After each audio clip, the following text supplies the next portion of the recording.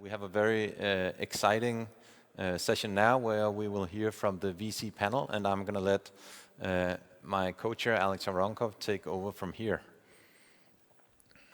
Thank you, Morten. Thank you for this great conference. And Alex, I must say that today we have surpassed every record set previously. So we are at over 2,000 registrations. We are way over 2,500 live viewers.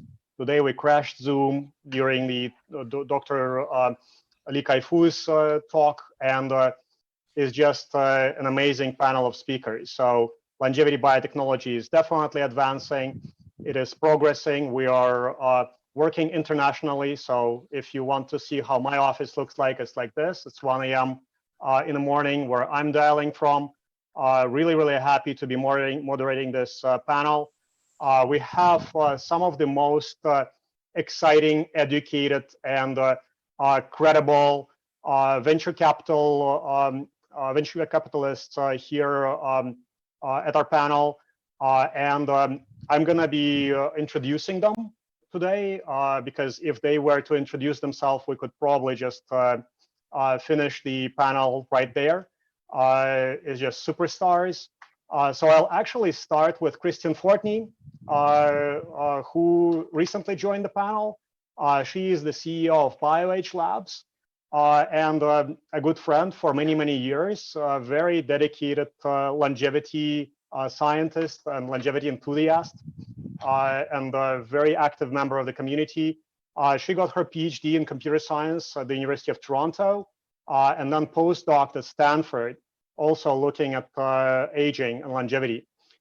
So very credible startup. I hope that she would be able to expand on what BioAge is. With us also is Jim Mellon, a celebrity billionaire investor who invested in many companies that later on went on and developed into new industries. His undergrad is from Ampleworth College, and then he went to Oriel College at Oxford and got his master's. And then he went on to create an empire, the investment empire, in multiple industries, but most lately biotech. So he wrote the book called Fast Forward, and later Juvenescence, which you should all read. It's about biotechnology investing and longevity specifically, providing a comprehensive overview of the many advances in longevity in many companies. He is also the co-founder and chairman of Juvenescence, a global company spanning many hallmarks of aging and going after the many projects, very diversified company in this space.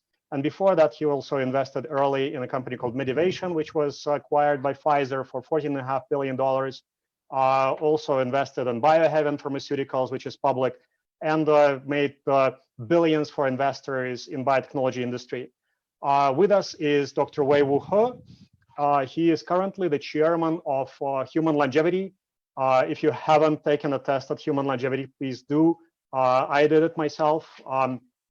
And Dr. Wei-Wu was one of the top 50 students in China to be sent to the US for graduate education. So in the 80s, he got his PhD at Baylor College of Medicine, then a postdoc at Harvard, MGH. And to top it off, he also got an MBA at Wharton, UPenn. So really top stars. And then he went on to work with Craig Venter at Human Genome Sciences. Together, they made history. And then he went on to create multiple companies, including Origin. We are buying reagents from Origin, you're buying reagents from Origin, and set up multiple venture funds that are investing specifically in biotechnology and longevity biotechnology. So he's the founder of ETP Ventures, which invested in 70 biotechnology companies, including Human Longevity. And recently he co-founded and founded the Human Longevity and Performance Impact Venture Fund. Very cool name. So great pleasure. We also have with us Neal Bhadkamkar, who brings in 30 years of VC investment. He went and worked for Boston Consulting Group, was general partner of Monitor Ventures, and his MBA is from Harvard University.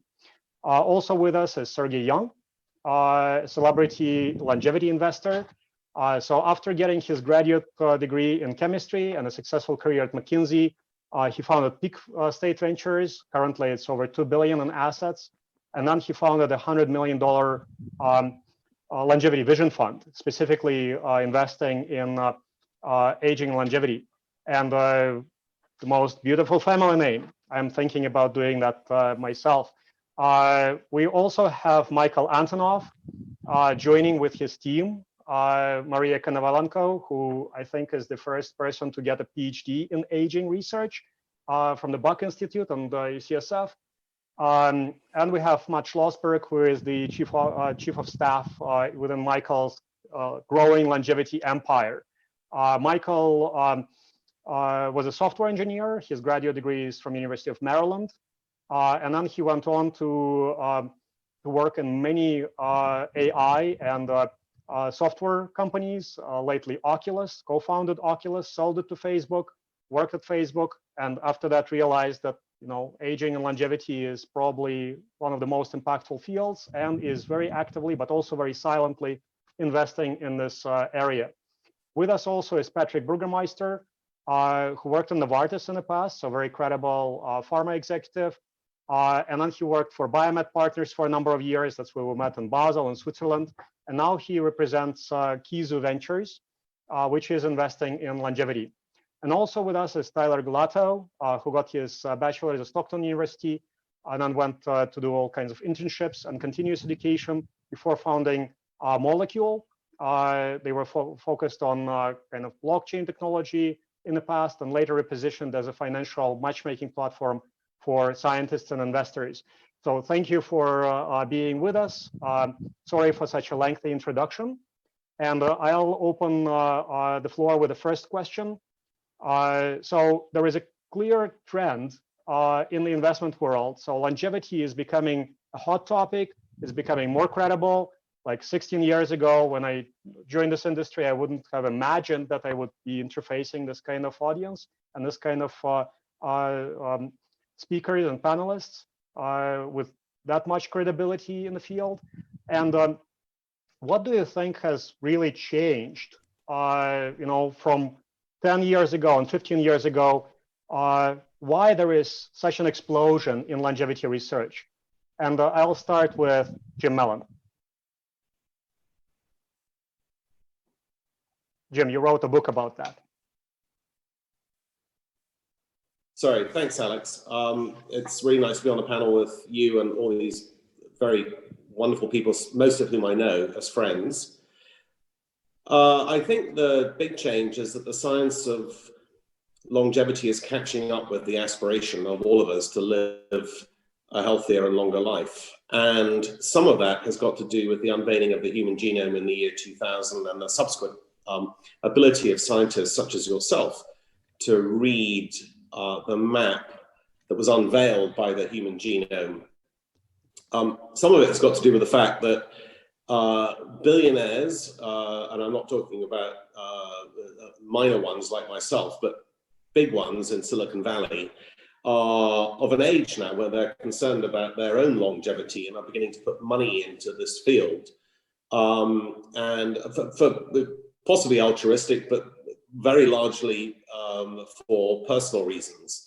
And so the money is beginning to flood into this area at a time when the science is converging. Now, we are in the dial-up phase of the internet here. We're in the sort of late 80s phase of the internet.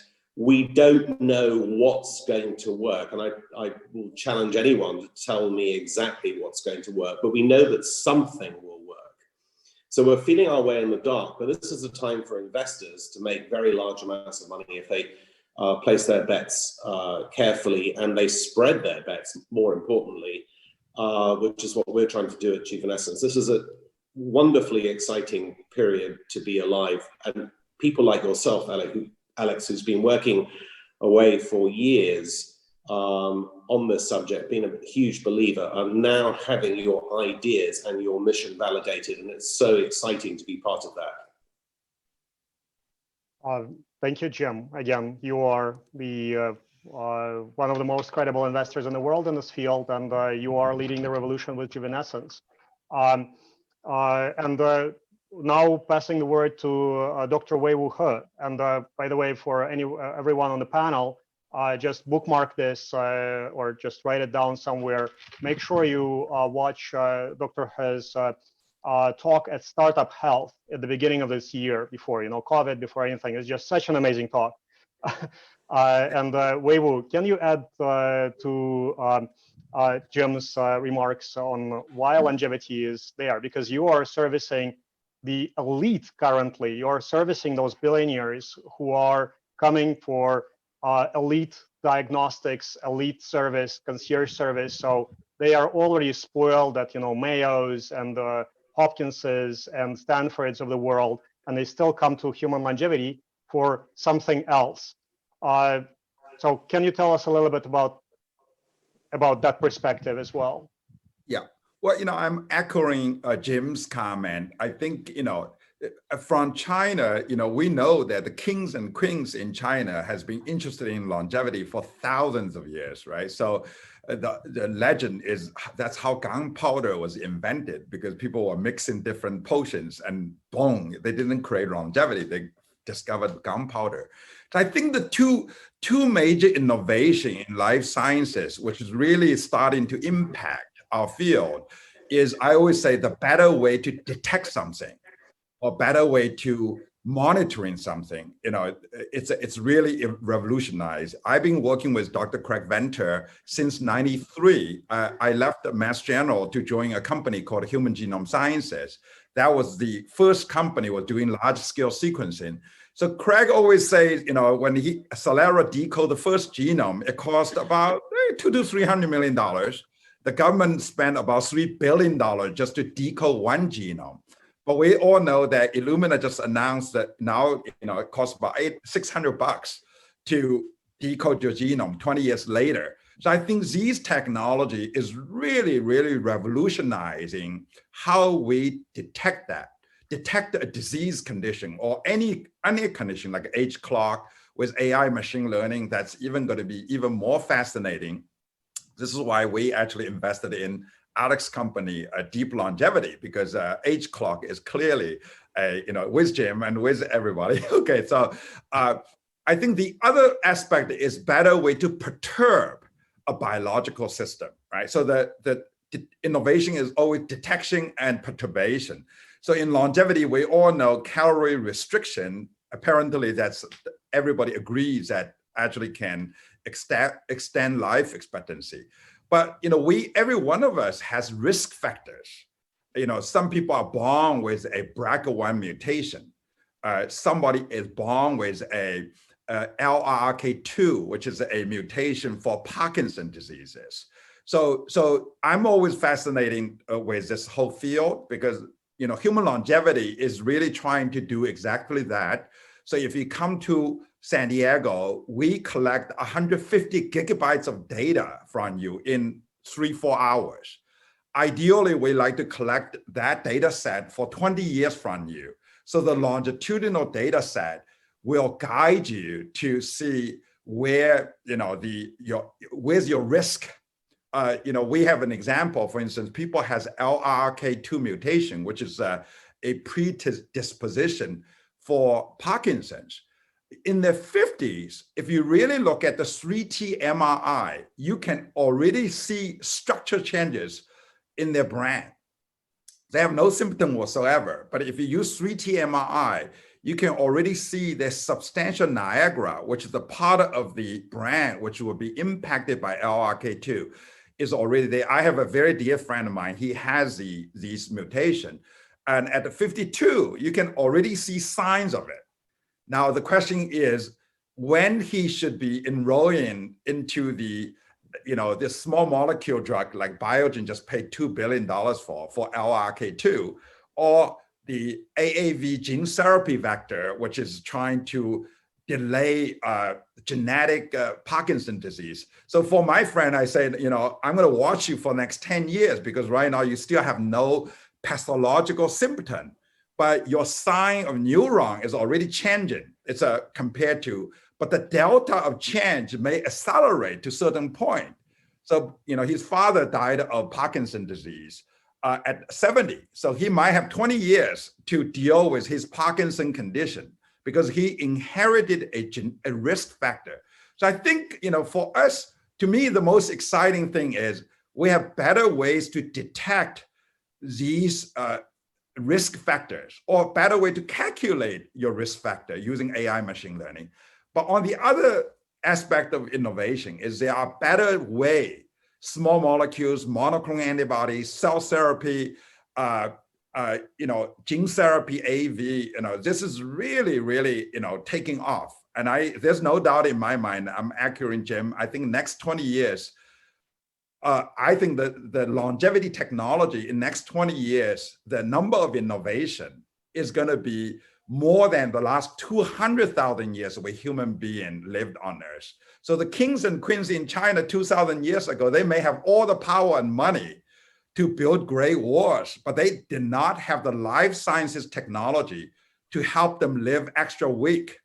But today, you see President of the United States, Jimmy Carter, was cured of melanoma using PD-1 antibody, right?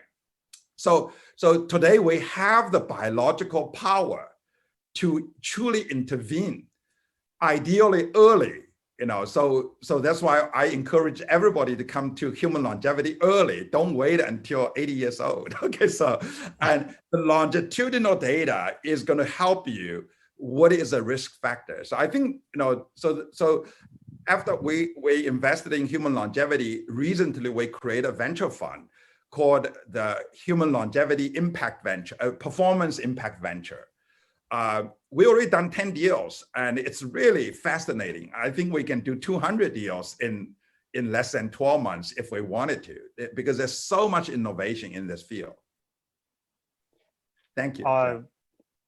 100% agree with you. And we will come back to that later because you are essentially sitting on top of one of the first and the most innovative clinical facilities for diagnostics and early detection, but also you're creating and funding the ecosystem around this great group of people and also great diagnostics to be able to facilitate change in our area.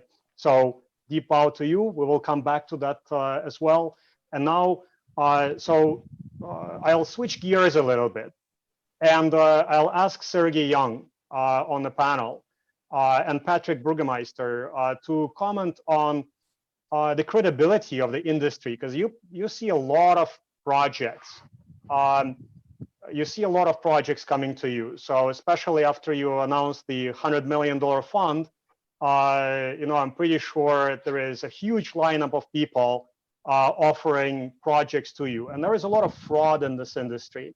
So my feeling is that 95% of all projects in longevity are either misrepresenting reality, and many companies are selling kind of unproven snake oil.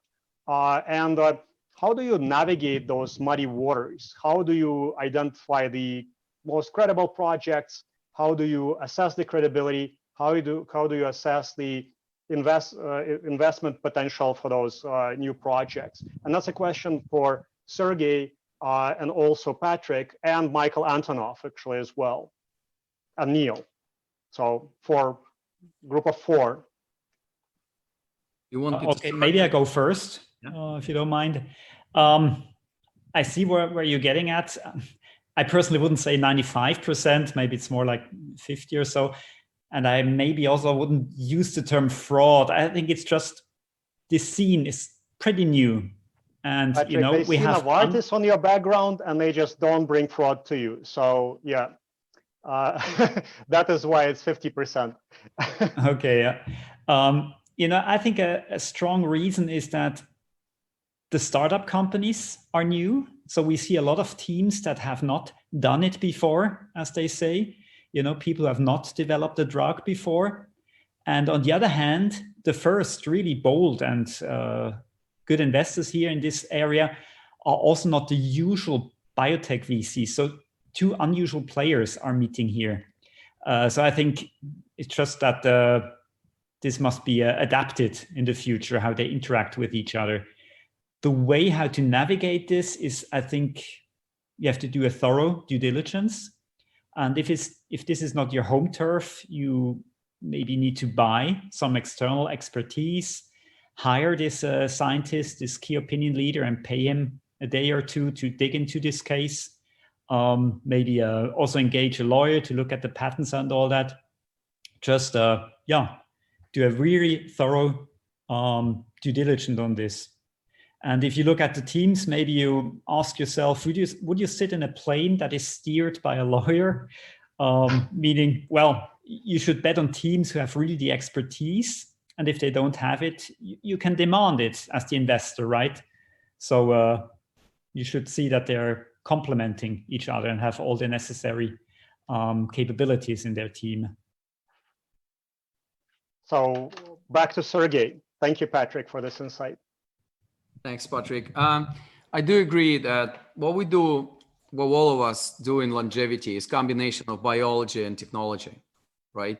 So you couldn't really afford to build only biological or academic view on something and disregard the technological aspect. This is actually, I think, why the attempts of the big tech to bring poorly like engineering view of human longevity was not that successful, right? I mean, this will come in the future, but they will need to sort out that it's not only about big tech, it's also about, you know, science and biology as well. So all we do is we use investment principles, which means we invest in the late stage. And what Jim already mentioned, we just try to diversify to the maximum extent. So I agree with Jim. It does feel like 1998 that you feel that, you know, internet going to change the world, that the future Amazons, you know, Facebook and Google is somewhere here, but you don't really know, you know, whom to bet on. So that's why if you look at Longevity Vision Fund, we're planning to invest in 30 to 40 companies. So that's just enormous degree of diversification. Thank you, Sergey. And can I quickly tell a story about, you know, how I sought your advice in the kind of COVID time in March, and you gave that advice. And if I would have followed it, I would have made a lot of money. Well, not advice, but I would say a discussion, right? So what was the advice? I'm very curious. Yeah, I haven't made a lot of money during the COVID. You basically said, Alex, you know what? Go broad, invest in an index, and make sure you spread the investment in that index over time. So of course I didn't have the money, so I invested in deep longevity at that time because we were fundraising. So, but if I were to invest this money into your advice, I mean, all its indices went back, and you were correct. So if I were to do that, I would have made a lot of money. And yeah, so thank you. I didn't follow it, unfortunately, but it was a very smart decision, smart advice.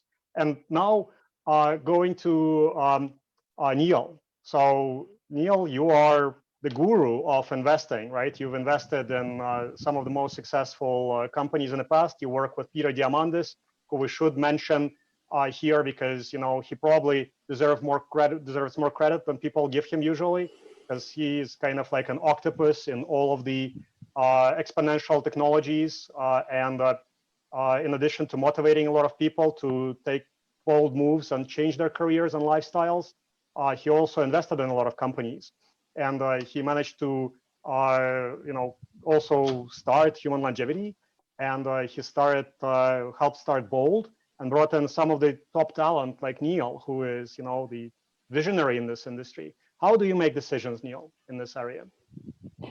So first of all, thank you for having me on the panel. Let me disclaim, I'm not at all a visionary. And among this panel of illustrious people who actually know a lot about longevity, I'm the least informed.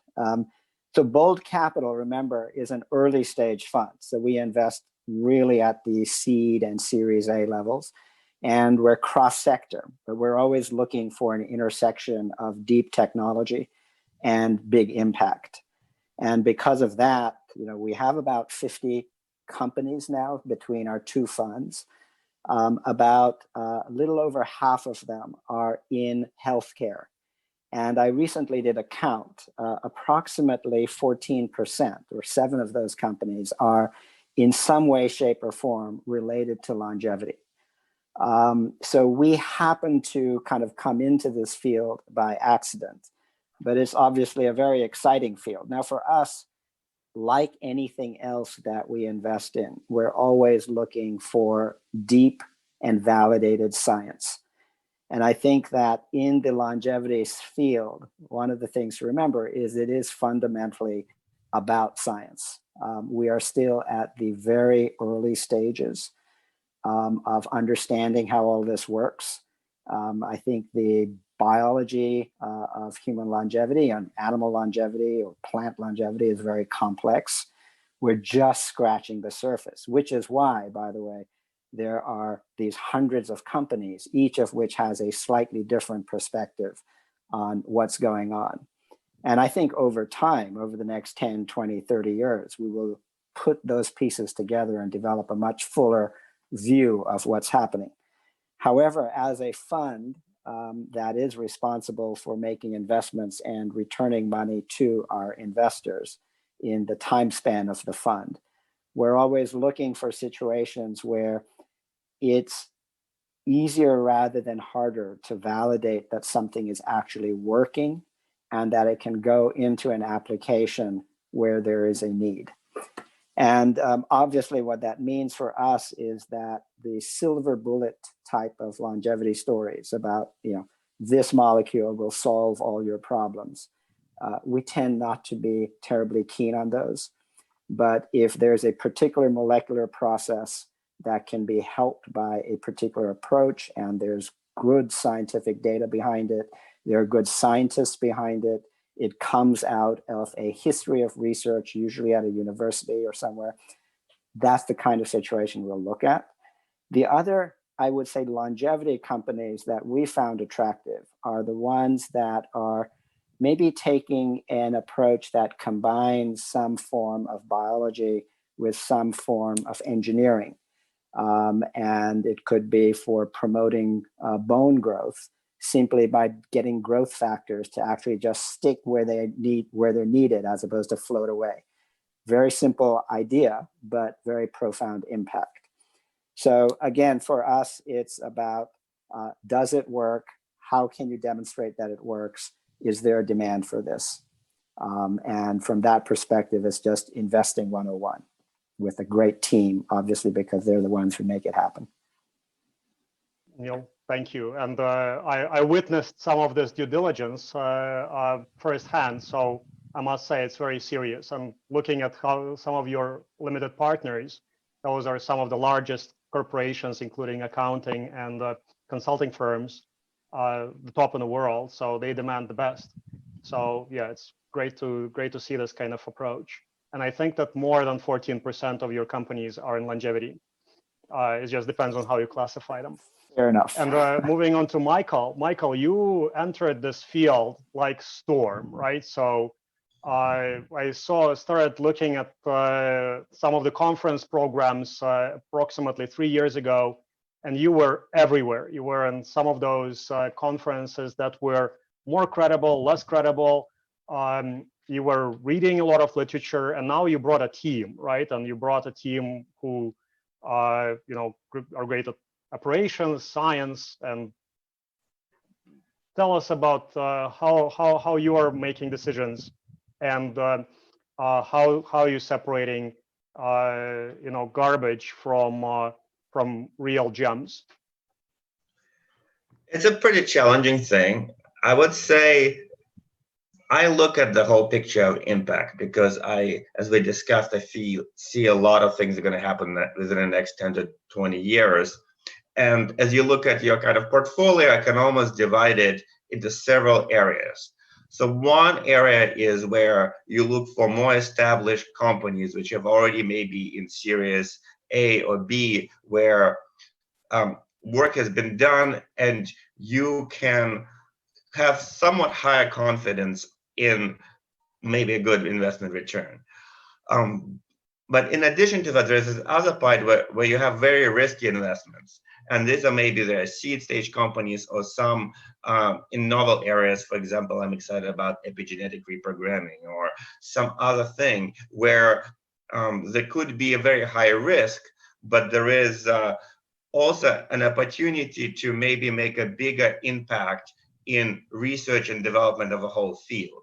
So I tend to kind of diversify and try to make sure I hit both of those sides in a way that if maybe some of the riskier ones fail, the rest of it will still be okay. But on the other hand, really make sure when I have this potential for some big impact, I will take a risky bet on that.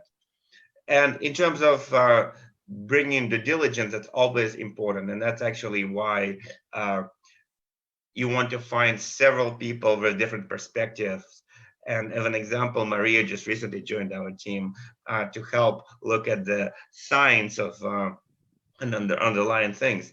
And actually, maybe I give her like a moment to speak in terms of, as you research, and you've actually said no to me on a number of things. Even before you joined, I would talk to you and you'd be like, no, don't do it. This is crazy. I'm kind of curious if there's any kind of high level scientific advice or kind of thoughts you have on things to look at to make sure you separate the stuff which is really on the edge versus good potential. Definitely. I'm very strict. I think that making a bet on a very good team is really important. So if the people have a good track record, if they understand the science, that's number one thing, obviously. And in terms of biology, which topics one should be paying more attention to, I would say that things that have worked in many different labs, in many different settings, something that is reproducible, these are the things that you might want to be paying more attention to at first, because there's tons of different mechanisms of aging in which you can intervene and either postpone or cure or do something about age-related diseases. But some things have just better track record in terms of doability.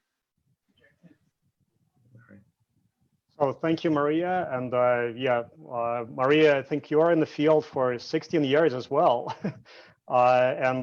Gradually progressing to a superstar, but visually you haven't changed at all. So great pleasure to see you as part of this mega team. One very quick thing I'll mention is I'm also excited about impact technologies which accelerate the whole biotechnology process. So it could be tooling such as, really high volume detection of proteins, or maybe robotics. If I can see a technology which can be practically done and iterated on, and it will accelerate the progress of biotech specifically with usability towards longevity, I will often like to invest in that in addition to more specific science, because I feel like that could accelerate everything overall, and because it may be a bit more understandable sometimes. So. Thank you, Michael. And also, I think that you also started investing into companies that have synergy. So robotics companies and companies that provide enabling technologies. So it's very, very cool to see where you're going. Hopefully you'll start something on your own. Have you thought about that? I think I have some time to learn. I do wish this industry was even more collaborative. Like, I think one thing we have a mission, and this is kind of accelerating longevity and health. Yet there is clearly the patent system which is needed for success of pharmaceutical companies. There is often a bit of silos between companies where knowledge accumulates. And I think if we are going to solve the goals, the more we can combine our technology, build on each other, share maybe some underlying tools, the quicker we can move forward. So I always would want to bring portfolio companies together or partner companies, but generally I think this is much more fundamental for human life and happiness than it is about money. I mean, clearly in investment space, we have to do that. And we have to look at what's a successful team, but we also, by collaborating, we all move forward and will have healthier, better, happier world. So now I'd like to pick on Kristen, because she's been out for some time here out of this discussion, and I'll ask very provocative question actually to Kristen and Jim Mellon. So recently we saw two major, well, actually more than two, several recent failures in clinical trials. So Restor Bio and Unity Biotechnology.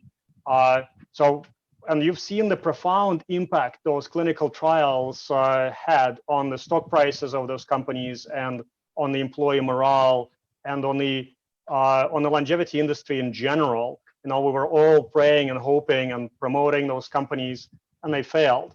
So what do you think went wrong, and what could they have done better? And will this, failures impact this field? How they will impact you, and specifically how they will impact, BioAge? Because I remember you from Bristol, right, where you were still a PhD student, right, and I was also just beginning. So long ago.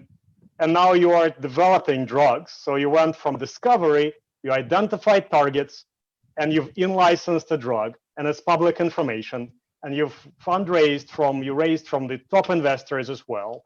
Not maybe experts in longevity, but specifically in drug discovery and technology in Silicon Valley.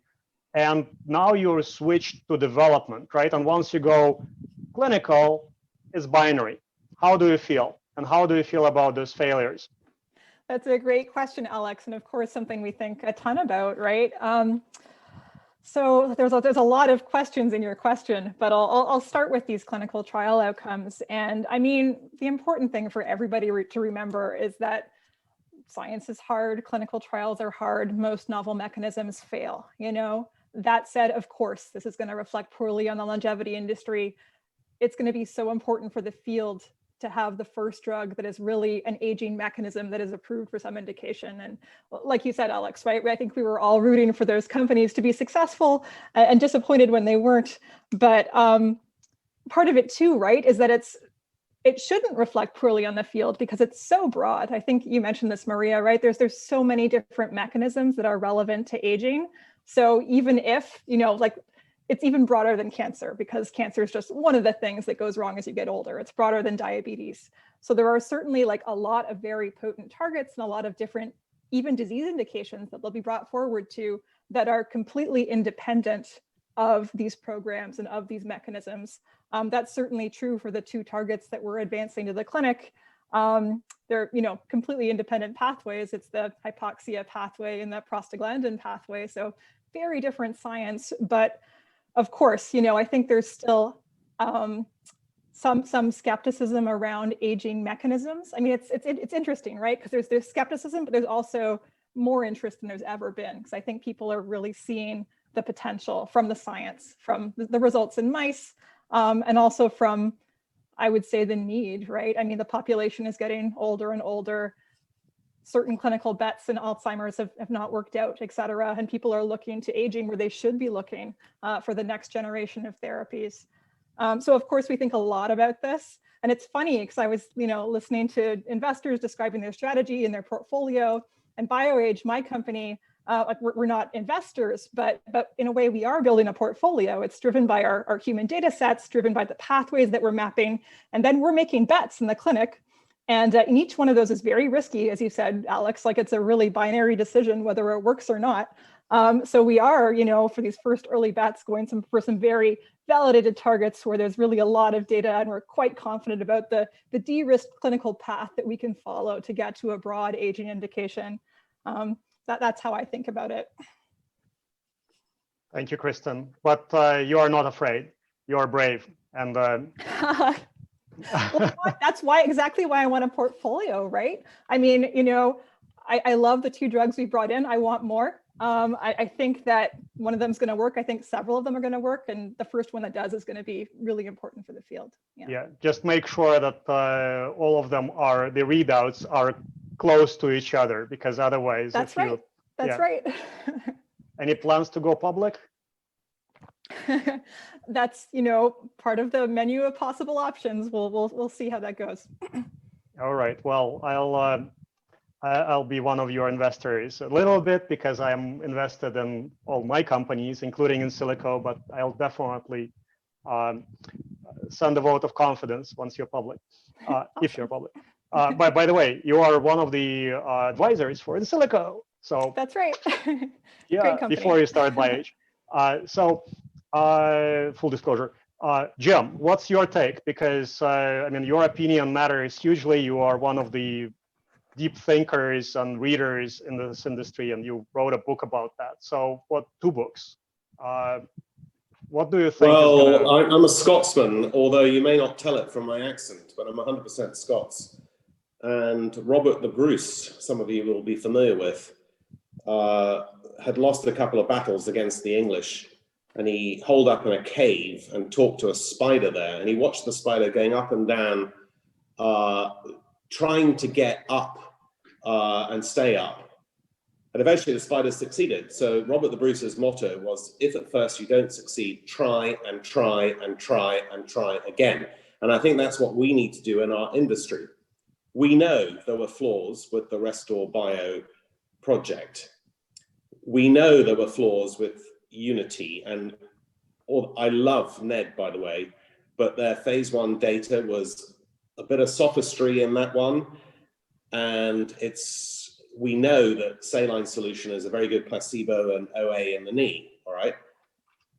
We also know in Samumed, which has apparently a vast valuation, and they just announced another failure in OA, as you're probably aware, with the WNT pathway, that not everything that they've got is necessarily going to work as well. So our view, and it may be the wrong view, but it's the view we've taken, and I'm very interested to look at what Kristen's done in this respect, is to have as many projects as possible that we can afford to fund to phase 2 inflection points when we can partner with other people, because there will be big drug companies coming into this field.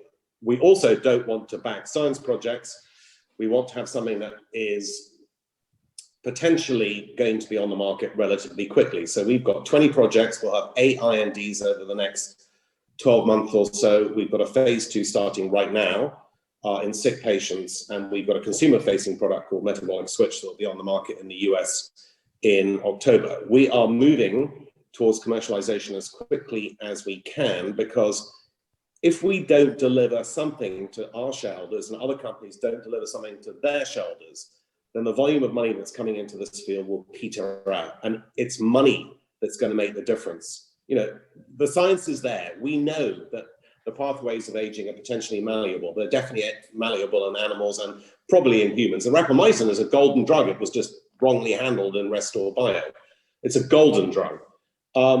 We need to encourage investors of all types to come into this field. And it's Juvenescence's mission to help do that, but we need everyone else to do that as well. And that's Sergey as an example with this fund is a key factor. Wei-Wu is a key factor. You're a key factor, Alex, with all the work you're doing. Kristen, you're a key factor as well. And Neal with his fund is a key factor as well. And they just did a tour, I think, in San Francisco with a whole load of investors for longevity. We need a lot more of that. We need a lot more of the conferences of the type that you and Morton are organizing. We need to get the message out there that it is possible for people in 20 years' time to live another 8 years of healthy life, to compress the period of morbidity and possibly to extend life. It's all absolutely possible. But we need to make sure that some of our companies have successes. And that's why we're putting as many bets on the casino table as possible at the moment, because we know that not everything is going to work, but 1 or 2 things will work. It's such a shame about the 3 companies and their failures. But again, try and try and try again. Agreed 100%. And just to kind of echo your mention of the mistreatment of rapamycin. I'll take advantage of my position as a moderator here. So I'll try to give my 3 takes on those failures. So of course, beautiful company Restor Bio, they took everolimus, TOR inhibitor, developed by Novartis. So they had everything going for them. Experienced CSO, John Manick, beautiful startup. And phase 2 data for everolimus and BEST 235 looked very, very promising. Unfortunately, my take is that they decided to go with BEST 35 without everolimus into the phase 3 clinical trial, and that probably is the reason for failure, because it's more of a PK3 inhibitor than PI3K inhibitor, sorry, than mTOR inhibitor, even though it does inhibit TOR. All of those kinase inhibitors, they are very dirty, and I know them intimately because we published a Nature Biotech paper that went after kinases, where we went after kinases, developed them very, very quickly. Those were dirty. We have the ability to do them in a very selective way, but actually sometimes you want them to be dirty. And also, none of those companies have engaged an aging clock system. I understand that methylation might be a little bit expensive, and you might need to report something to the FDA. But I think deep aging clocks based on hematological data and many other features we could incorporate into the clinical trial. So Kristen, if you want a third party to support you in a clinical study, phase 2, we'll be very happy to provide you with a very broad range of aging clocks that the entire day was all about today. And just on a side note, in drug discovery, drug development, I work with many, many pharma companies nowadays, very serious level. They use our software, they use our service. The failure rate in clinical trials and phase 2 specifically is about 30 to 40%.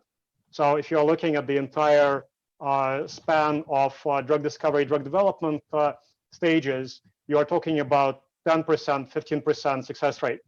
And that's only because nowadays maybe 15% because people went to into biologics and started hedging their bets. So it's a very risky industry. So 3 failures out of many. It's not that bad. I think Unity has a great team, and they have another set of drugs in there that I'm very, very hopeful for. And Salamed, I think, it's not exactly Wnt pathway as far as I know, but they are also a very promising company, very promising targets. So I think that it's not the end of the world. We just need to learn from those mistakes. And moving forward, so COVID-19, something that we cannot ignore. COVID-19 is a gerolavic disease, so it's harmful. Geros, old, epilavis is harmful, so gerolavic disease. It's harmful towards elderly. It's actually much more harmful to elderly than to young people. And in young people, most of the young people are asymptomatic. So do you think COVID will somehow ignite people's interest in aging and longevity? Because it looks like we have some kind of conscious, subconscious self-deception. We look at many, many pathways for going after COVID, but we tend to ignore the elephant in the room, which is aging. Do you think people are going to go into aging research due to COVID? It's the question for all panelists. So you raise your hand and speak freely. Yeah, I mean, I think it already has, right? Like one of the focus areas at BioAge is on immune aging. And when I was explaining the company to new people or new investors, I used to have to explain what that was and what the consequences were in terms of influenza and hospitalizations. And now it's really front and center for everybody because it's so clearly, COVID is so clearly a disease of immune aging. So there's 2 things. One, I think there's going to be a lot of people, working directly on immune aging for diseases like COVID. Actually, the drug we just brought in and announced last week is an immune aging drug that we're going to take to a phase 2 COVID population first, because clearly we should be targeting aging to treat COVID. But beyond that, it's really interesting, the landscape, right? I think there are hundreds of different therapies being tried for COVID, and we might end up discovering some novel immune aging mechanisms that way in the other direction. I agree, there may be some serendipity, but from a broad view, policymakers or the general public, I personally am more skeptical. I mean, most diseases are always more harmful to the elderly, so in a way, this is nothing new. I fear that it's just anti-infectives and maybe antibiotics that will profit from this COVID outbreak, but maybe I'm too pessimistic here. Anyone else? Yeah, I mean, I'll give you a layman's view on this, which is I think there will be a renewed focus and greater investment in understanding the immune system. But whether you view that as aging research or not, I'll let you judge. But immunity for sure. Thank you, Neal. So I know that we are almost out of time, and I hope that the people are not going to start leaving us too soon. And I hope that Morten can give us a little bit more time, and we want to take some questions from the audience. But another question I have for all of you, actually I have two more questions. So first, let's say I ask all of you to answer very, very quickly. So what are the three most promising areas of aging research and longevity biotechnology that you see at the moment? And what companies are you most excited about, that you care about deeply? So, name three and pass the ball. Let's start with Jim. Well, Alex, one can't help but say in silico medicine is one of them, along with your spin-off, Deep Longevity. You may have seen today that our own Juvenescence relation got a grant from the Bill and Melinda Gates Foundation, which is super exciting for repurposing drugs in the context of COVID-19. But obviously, the COVID-19 boat in many ways has sailed, so it's more about finding repurposed drugs for longevity purposes. And then the one that I really like, which we have a half share of, is a company called Ligenesis, which Sergey is also an investor in, which is doing organ regeneration using lymph nodes as ectopic bioreactors seeded with hepatocytes. And it's had remarkable success in animal studies, including dogs and pigs, which have similar organ structures to us. So much so that the FDA has allowed them to go into a phase 2 trial in sick patients. But the platform will allow, for instance, thymic tissue regrowth or cures potentially for type 1 diabetics. It has many organ applications that are really exciting. It's a really brilliant company. So that would be my number one choice if you had to specify a company that was going to have outcomes very, very quickly.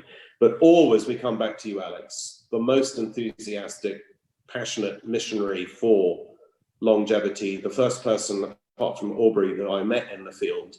And without your vision, your incredible work effort, and your detailed knowledge of the field and what your company has done, none of us would be on this call, to be quite honest. Thank you, Jim. Hugely appreciate that last comment, but I actually think that Juvenescence is a very promising company by itself as well. So moving to Patrick. Thank you, Jim. Well, if I have to name three fields, I think reprogramming combined with epigenetic methods is a very hot topic. Last year, we saw the results from the Harvard lab from David Sinclair. He actually rejuvenated the optic nerve, which is part of the CNS of a mammal, a mouse. That's never been done before. That's a very hot topic, I think. Second one, if I may mention one of our portfolio companies, is Lift Biosciences in London. They have a cellular therapy that may be a pan-cancer approach. They take cells from healthy donors and they transfer part of the immune system, if you will, to a patient's. Third pick, well, the recent publications maybe from plasma exchange. I'm very excited personally about these, showing huge rejuvenation effects. Agreed. Kristen. I'm excited by two types of company. The first type is an aging company that is in the clinic, because we've touched on this earlier, but really the science is ready. And there's a bunch of pathways that we know matter for aging. And it's just a matter of making those bets. And then the first thing that actually gets approved will be a tremendous accelerant for the entire field. And the second class of company is the one working on biomarkers. I think biomarkers of aging are so important, especially in clinical development, because, you know, we're looking to do sort of short phase 2 efficacy trials, but we still want to peek at whether aging itself is being impacted, right? And we have the technology to build those biomarkers now, and they're going to be so important going forward. Thank you, Kristen. Neal? So I think that, you know, given that we're still very early in the science, I think that companies that are creating new tools, both aging biomarkers as well as tissue models, where aging models can be studied in a lab as opposed to having to put them in an animal. I think both of those will help push the science further and are less susceptible to both, you know, phase 1, phase 2, phase 3 failures, because they're just tools. So they may not be as exciting, but I think they're very necessary. I think there's another class of company which I actually find fascinating, which are the companies that are taking kind of aging technologies and testing them or deploying them in pets, whether those are dogs or cats, because I think that that actually provides a much more potent early indicator of efficacy. And if anything works in pets, I promise you that will accelerate application as well as research into humans tenfold compared to what it would have been otherwise. And there are quite a few really fascinating companies there. You know, one is in our portfolio called Gallant Pet, but there's also one out of George Church's lab called Rejuvenate Bio. There's a company in San Diego that's doing liquid biopsy for dogs called PetDX. So there's a fascinating field of these companies, which I think tend to get underrated, but they're actually very interesting. And then finally, in terms of, you know, favorite companies, you know, we don't have favorites among our children. So, I mean, I'll mention the ones that we have investments in that are all in the longevity space. Alex, that starts with your two companies, In Silico and Deep Longevity, which were both, for us, introductions to the field. I think after that, we have a company out of Harvard called Elevian that's working on the GDF11 pathway that was based on the young blood research that was done, you know, originally 50 years ago. We have biomarker companies like Viome, which creates new markers in aging, but also very, very detailed transcriptomic metabolic information about what's going on in the body.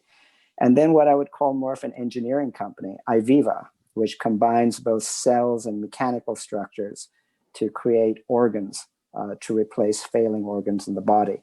All of these are taking very different approaches, but they're really fixing things that are going wrong or creating tools to help us understand the biology better. Thank you, Neal. Michael?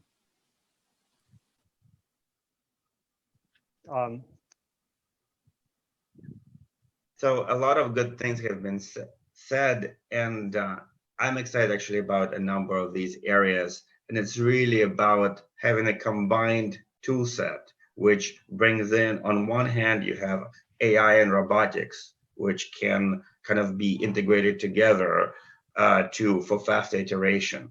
Then tissue chips and organoids and different variations on that, which I would love to see in a more automated, integrated, and accessible format, so all researchers can apply it. As well as other kinds of tooling. So I would love to see all of these areas grow, because if we can have more faster clinical trials or have processes of predicting these by either through tissue chips or all of these combined tools together, then we make more progress. So that's where my excitement is actually around those technologies. I'm also personally am excited about everything to do with epigenetic reprogramming. I think there's lots of risks there, clearly. I'm on one company which I'm excited about is Turn Bio, which is kind of more in seed stages. But there is essentially, and then there is some recent investments we're doing along the lines of robotics, which I can talk about, but not ready quite to do that. But those are the areas, and integration and anything which kind of brings that together into the whole ecosystem, so that you can, a company or an individual can come in and say, you know, if we're going to build or try this, here's the things we need to take off the shelf. We're going to pick up biomarkers, we're going to pick up this, and we're going to build and make it clear that we can get to our goal quicker. And Wei-Wu, thank you, Michael. Great pleasure. Yeah, thanks, Alex. You know, my favorite company, of course, is Deep Longevity, right? so no, yeah, actually, because I'm a trained as a scientist, but I've been doing investing for 20 some years in biotech, and we don't really. I personally think that we have to be open-minded, because it could be the technology that we have no anticipation whatsoever is actually the wild card, which will So the rumor is when BMS bought Medarex for $2.some billion, they didn't assign any value on the PD-1 antibody. They bought it for something else, but PD-1 antibody is the one saved Bristol Myers Squibb, probably. So we don't know. I really don't know. I think the fact that you look at technology we're looking at today, Zoom.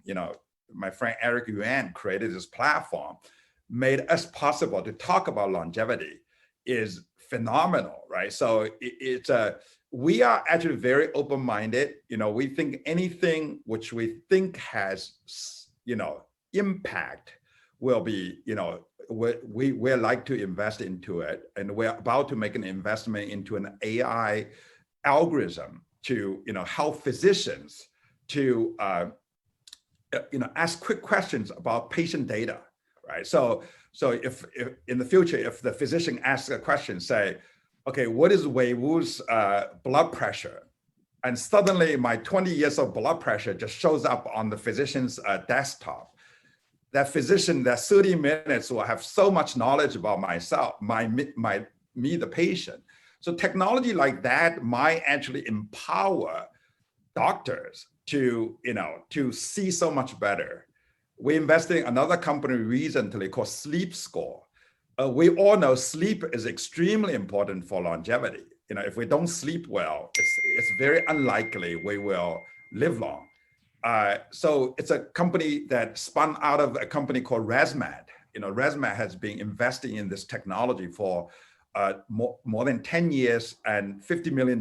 They have collected millions of people's data on sleep using a medical device called Sleep Score. So one of the major applications of this Sleep Score might be in the bedding industry, because people buy in a very expensive bed. That doesn't mean it will improve your sleep. Okay, so more expensive doesn't mean you'll get a better sleep. So everybody needs a individualized sleep design.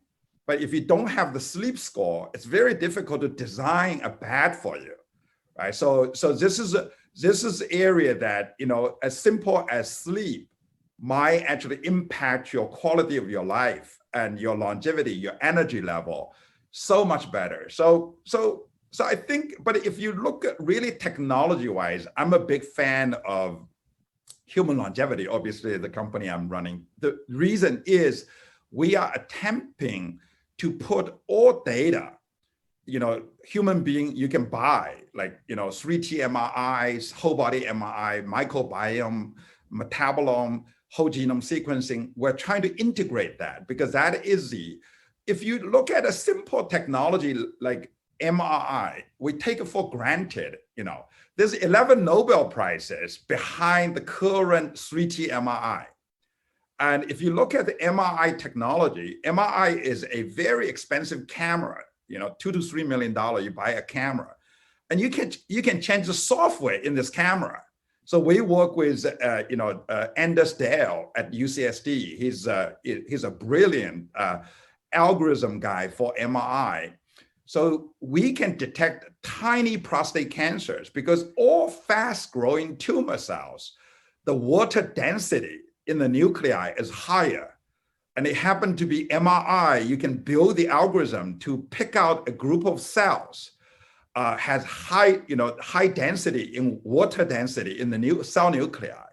So we just say, actually, Dr. Venter doesn't mind me saying that. He speaks that, we detected a tiny 0.5 centimeter prostate cancer in him. He took the picture to see his doctor, and the doctor said, no, you don't have prostate cancer. Craig says, cut it out, And so eventually the tumor was cut out, and it was a very aggressive form of prostate cancer. So a needle biopsy will never find it. So these are the technology at so I think any technology like this will help people live longer and healthier. And if anything, I think the most exciting part is, to echo again Jim's, statement, is now we see a lot of young, innovative, cross-discipline people like, Alex, like the Buck Institute, is really, taking the leadership role.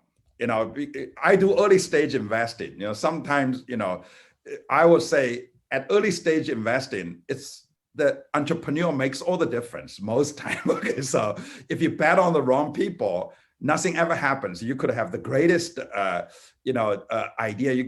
You can raise the greatest amount of money. So we're willing to bet on young, hungry, innovative people. It's a blue. I think next 20, 30 years, the longevity industry is the blue ocean, and I don't even know what will come out of it. And a lot of the IT technology or will probably drive a lot of these innovation.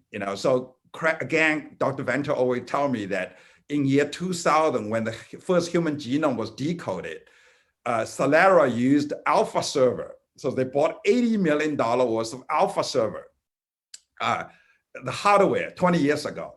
Today, the same amount of computational power 20 years ago cost about $50. Okay, so 20 years of computational power innovation probably is contributing to our longevity research. Okay, so we take it for granted these technology are there today. But I think next 20 years, these kind of technology will absolutely be mind-boggling.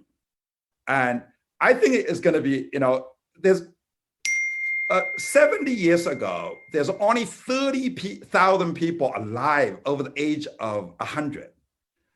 Do you guys know what is the number of people alive today at age 100? It's about 600,000. Okay, so the prediction is by 2100, there will be 25 million people on Earth over the age of 100. So this is why we created a brand called 100 Plus. So, I know the Google founder believe we can live to 400. So my argument is you have to live over 100 before you can live to 400. Okay, so we call it 100 plus. I actually think it will be a crime for anybody in the longevity community not to live over 100. Okay, so that, we're going to willing to put all the technology together to help everybody in this conference, everybody to see if we can try hard to live over 100. And I think that would be a good statement that, we can make for humanity. Thank you, Wei-Wu. And for everybody in the audience, I think that if you are listening, I see a few hundred people on Slack, please don't be afraid of asking questions. And we are going overtime substantially, by the way, for all the busy billionaires on the panel. If you need to switch off, please do so it's not going to be impolite because we are 10 minutes, 30 minutes over time.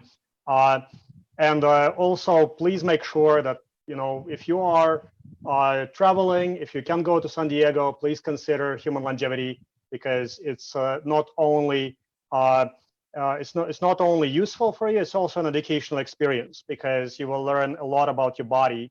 I learned a lot about my body. I learned a lot about, many clinical terms I haven't heard about.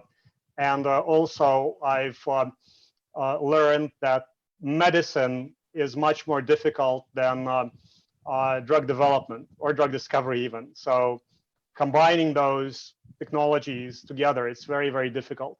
So go to human longevity and learn about your body, about longevity.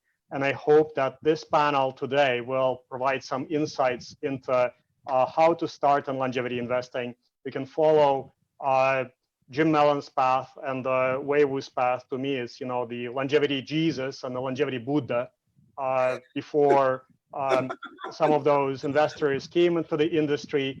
We really didn't, it was a barren field from the investor perspective and smart investor perspective. And so thank you, Wei-Wu. And moving on to Tyler. Tyler, I apologize for keeping you quiet.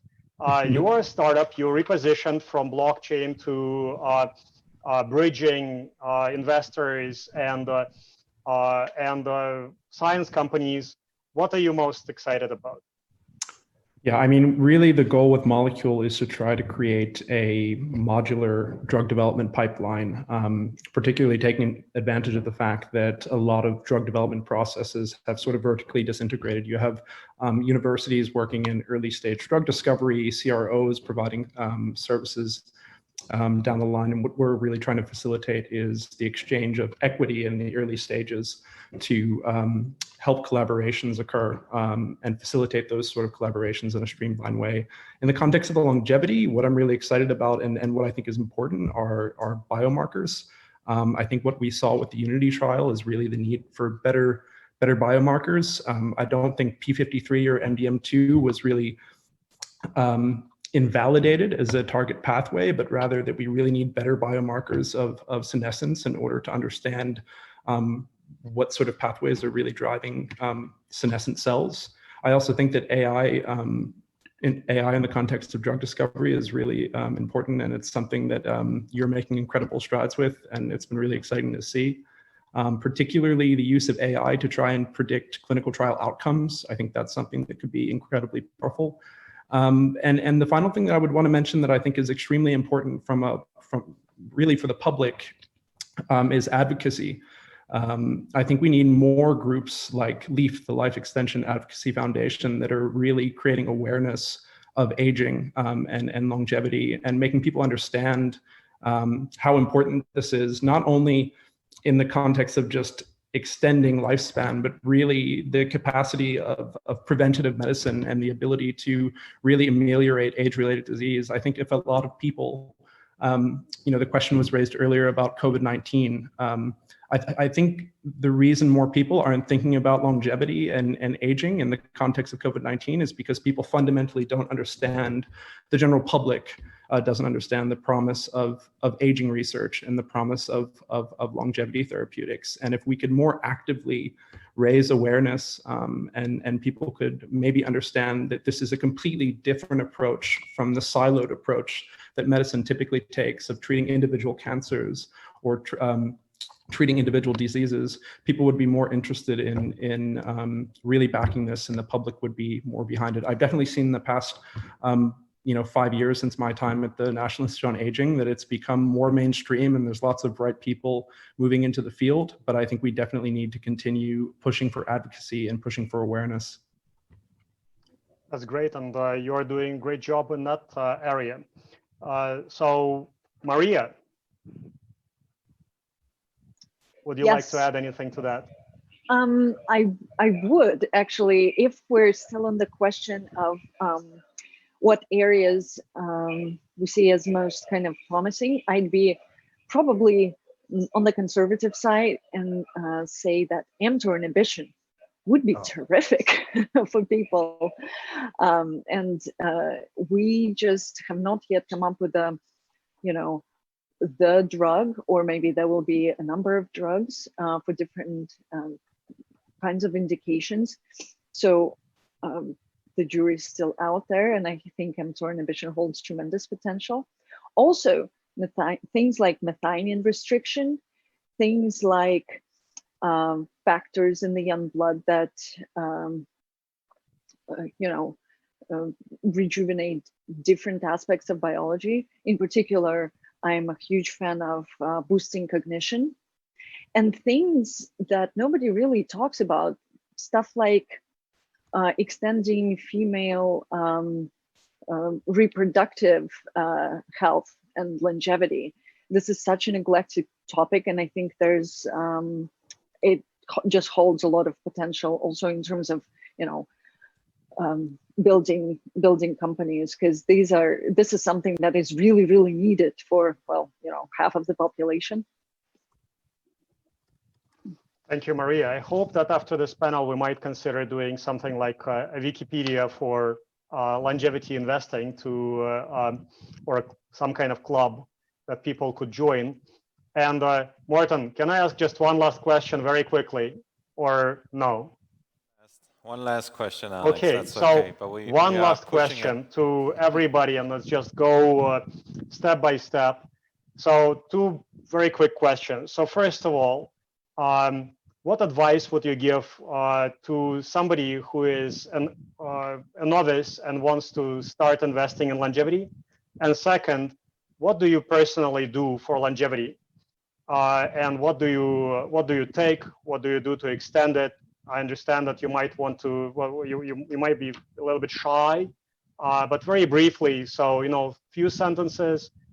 From my side, I must say that, read David Sinclair's book, Lifespan. No offense, but I don't think anybody has topped his book to date. So I recommend it to everybody. I think it's the Apple and it's the iPhone of all products. So nobody wrote a better book. And at the end, he talks about what he does himself, with all honesty. So just going around the panel. So what advice would you give to investors, and what do you do yourself to stay younger? Maria, let's start with you again, and let's just go backwards. Very quickly, well, I think it's a good idea to educate yourself in the field. And I'm on metformin, and I really increase the numbers of days in which I exercise. I think exercise is a great life-extending drug. Great. Michael. So I think it's great to go event and be involved in the community to learn and also pick up some basic science knowledge. There is great courses like I've done, courses at Berkeley Extension and so on, which you can find, because now the only downside to that, I think, is you can get too excited. So then you need to get smart people around you to kind of validate and provide critical feedback. In terms of what I do like, I think clearly exercise. I've taken some NAD supplements, even though it's probably a little on the young side. I do want to experiment with intermittent fasting. So actually about. Oh, no rapamycin yet. No. Yeah, about me, I'm not gonna confirm or deny, but I think rapamycin is a very promising drug. So confirm with Maria, and I think that Jim said that it's a golden drug. So some things that are natural work. So let's go forward, and Kristen. Yeah, so just super really briefly for new people, just go and immerse yourself in the field. In some ways, it's even easier now than before. I mean, you might not realize this, but a lot of universities, they have their seminars and they're all online on Zoom for free. There's conferences like this one. You can just, stay home and go, everything is really much more accessible than it was before. And that'll be true for probably at least another year, and probably more so still in the future than it was in the past.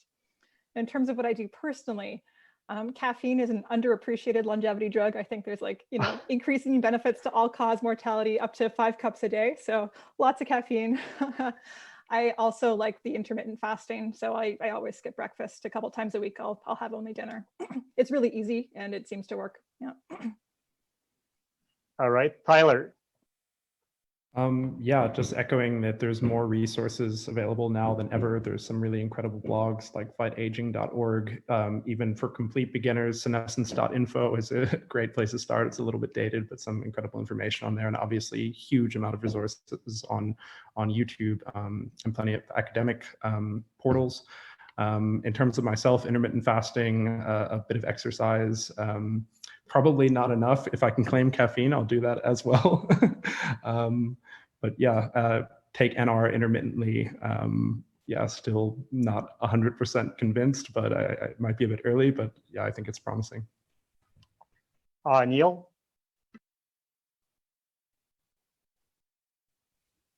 Sorry, we cannot hear you. Sorry. Yep. So obviously, immerse yourself in the field. It's kind of crazy to invest in something without knowing something about it. But I think my advice to investors in any field is pass due diligence and pass on at least 15 companies before making your first investment, before pulling the trigger on your first. Then in terms of what I do personally, not much actually. I tend not to worry about things, so I try and avoid stress. I don't eat more than I need. I avoid crap food. And then I don't worry about whether I live or die, frankly. So that's also less stressful that way. That's a very interesting position. And Dr. He, the floor is yours. I think that it would be great to hear from you.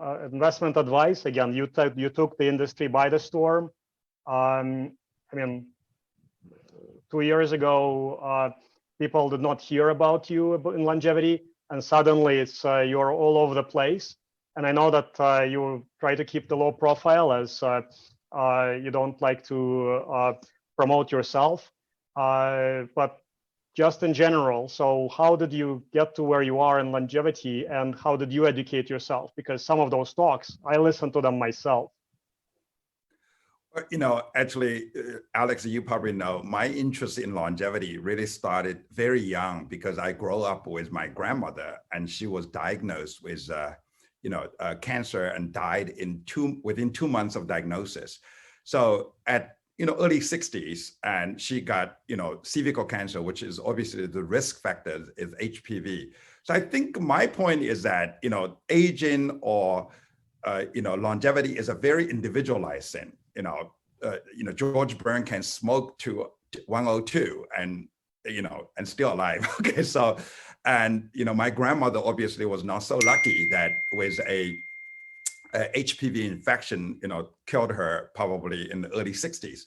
So, what I do, so ever since I become the chairman of Human Longevity, I collected a lot of my data. So being a venture capitalist, I love eating. Okay, so unfortunately, but I decided, I probably have to put my act together. In the last 1 year, I lost 25 pounds. And so I talked with, people like Mark Hyman, functional medicine, professor at Harvard. So I did and adapted a much more aggressive intermittent fasting, cut down my carb, and I put all kinds of sensor on me. So I will show you that my glucose sensor.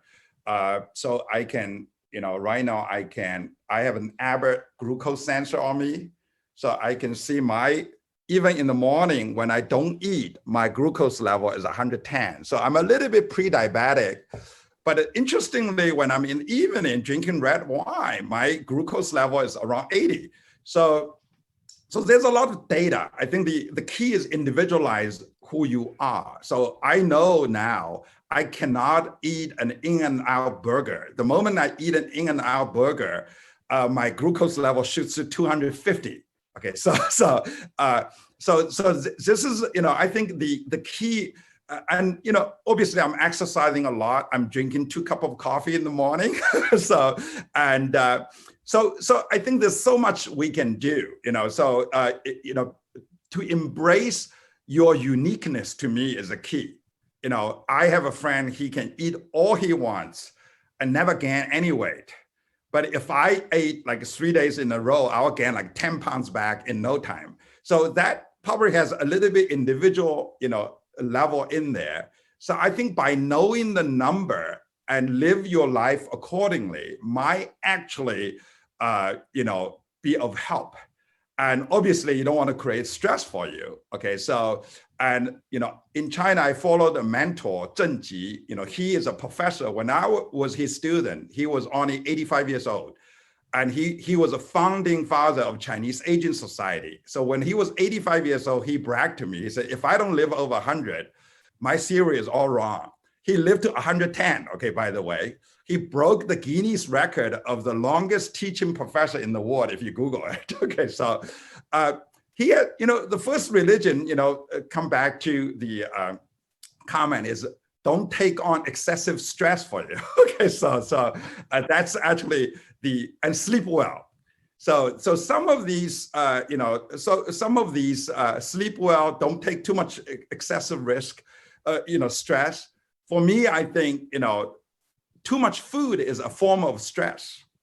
The fact that you can automatically taste less food probably that means you are better built, because there are people who has mutations in melanocortin receptor. They cannot stop eating, right? So that's a genetic risk factor you're born with. So, but if you know that, there's actually small molecule drugs, developed by Risen Pharmaceutical, so you can take to, inhibit your, appetite, right? So that's so I think this, again, longevity is such a broad field, and knowing a little bit about ourselves and then learning everything, what's going on in the field, probably will add so much, healthy years to our life. And different people probably has to take different measures.